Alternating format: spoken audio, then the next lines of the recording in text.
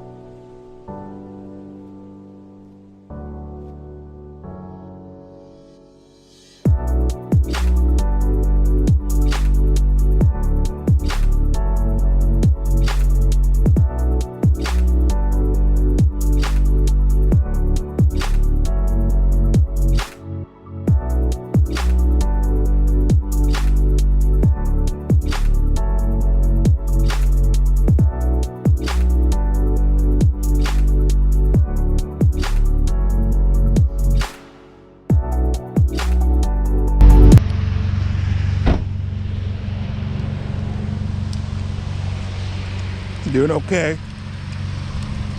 All right, I'll be back.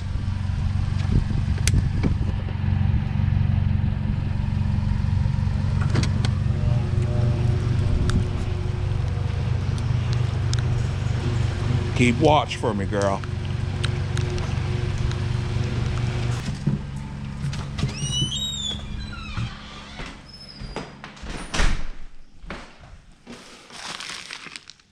Yep, that's mine.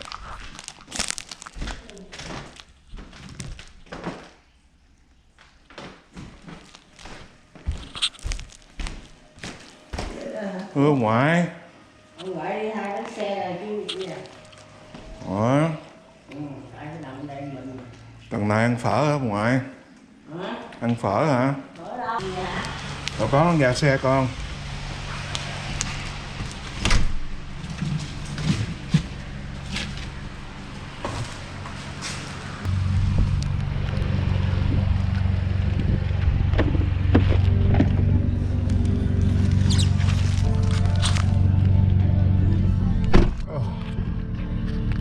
It's recording. I wanted to make a video talking about what it's like owning Ellie. First, number one, when you're out browsing for a car, choose one that fits your personality. How I felt with Ellie when I was browsing online for cars. I wasn't specifically looking for a Mercedes in general, but I came across a lot of good cars that stood out to me, but I didn't really felt like I connected to. And when I saw Ellie being sold at a dealership in Connecticut, I immediately had them transport the car up to Maine and for me to take a look at, and that's when I decided to purchase her, because after I did that first walk around, I felt like this Mercedes, this car is what I'm gonna be driving for a while. And that's how I came across figuring out that it was a Motorsport edition. I didn't know that at first. So apparently the CLA 250 Motorsport edition is a special edition Mercedes made, I guess kind of in tribute or in dedication to their AMG Formula One racing series. As you can see with the seats inside Ellie, they're very aggressive looking, pretty much made to be put inside a race car. And I figured out that Mercedes only made 400 of these I believe, in the world, if not in the United States. And I'm lucky enough to own just the one that I saw that was being sold at a dealership. Not to mention there's probably 399 other ones out there somewhere in the world.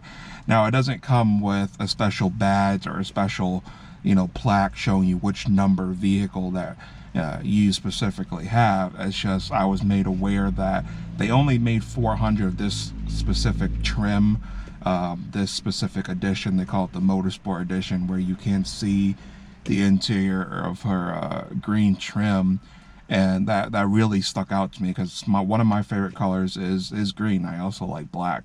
So when I saw this, I immediately fell in love with her. She was named Ellie. This kind of goes back to a video game I play called The Last of Us, and there is a girl in there who's named Ellie. She's a pretty badass girl who in the game goes out and fights these zombie looking creatures and whatnot. I don't want to ruin it for you, but that's the first thing you want to consider when owning a Mercedes, is choosing one that fits your personality. Now, as you can see, I'm a pretty big guy. It fits me well. I can move however I want in here by myself. I don't plan on driving anybody around. It's my car. That's why I'm going to keep on modding her in the future to how I see fit. So another thing, number two, what I want to mention is that when you own a Mercedes or any other expensive car, when you want to go get modifications or get things done for your car, people will take advantage of you. They will see that you own a Mercedes or an exotic car, and they will try to upsell or increase the price on pretty much anything it is that you want to get done. And I noticed this when I wanted to get the windows tinted.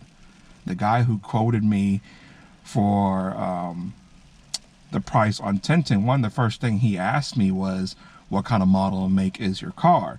And I kind of knew what he was aiming at. If I told him I drove a Mercedes, I realized that he was going to jack up the price because he feels like I can afford to pay more. So all I told him was I drive a sedan or a coupe, because this is kind of like a hybrid sedan coupe. And then he's like, okay, what kind of model is there? What kind of make is it? That's where now he's pushing me. Why would it matter if you're tinting a sedan or a coupe? Why would you need to know what the make and model is? So I'm like, okay, it's a Mercedes. And that's when he started telling me, oh, okay, yeah, it's going to be this price. And then he ended up quoting me an extra $50 to $100 more than what I could have gone and got it from other places.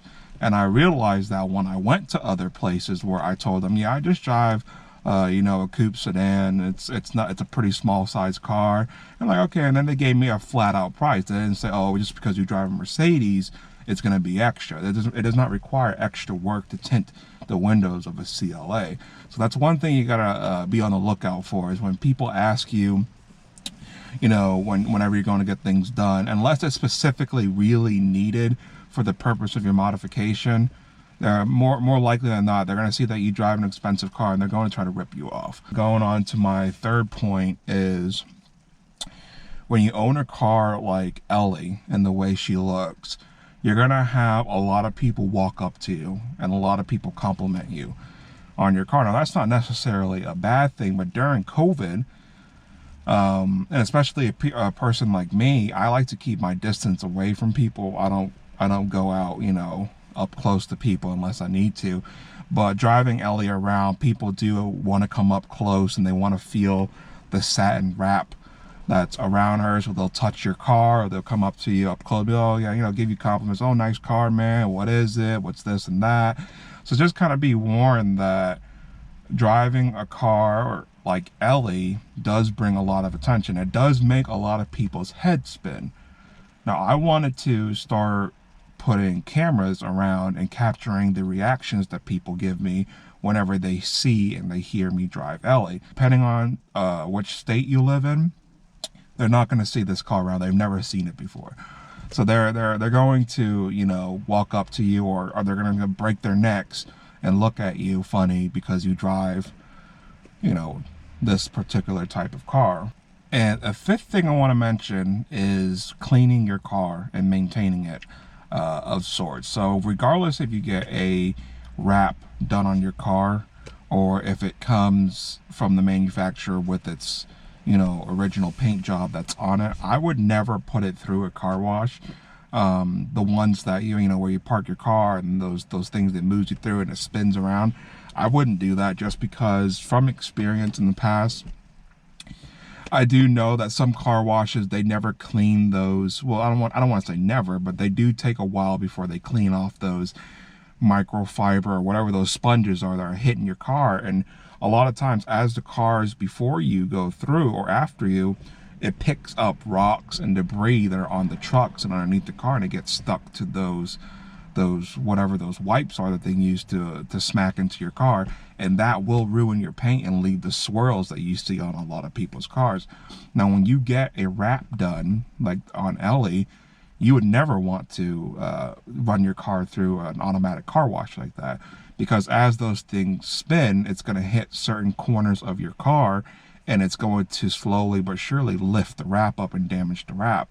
Now, I paid almost $3K for the wrap, and I'm not going to want to bring it into a car wash just to have that effed up, because one of those, that's not covered anyways.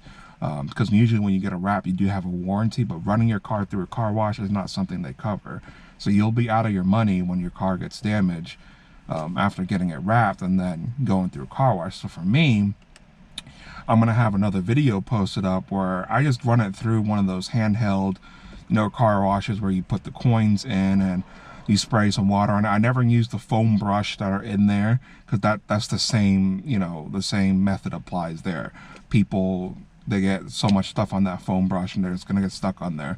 So I just spray a pre-soak on it first, then rinse it off, and then spray the wheels, clean off the brake dust, and then I hand dry it afterwards. And that's always kept her in a really good, you know, sleek condition. And she has a satin wrap, so water tends to dry really quickly on the wrap anyways, but it does leave spots, so that's where I be extra careful. I should have really thought about what I was going to say more before I made this video. I guess I have nothing else to say, so as I think of more things to do with Ellie, I'll try to record and post it up. This is a new thing for me. I don't know if anybody's going to end up watching it, but if there is something you guys want to see me do or have questions about, just let me know. I'm going to make an official Instagram for Ellie where I take pictures of her and put it on there for everybody to see. But yeah, that's it. If you guys have any questions or anything, just shoot me a message or post in a comment, and hopefully I'll see you guys next time. Bye.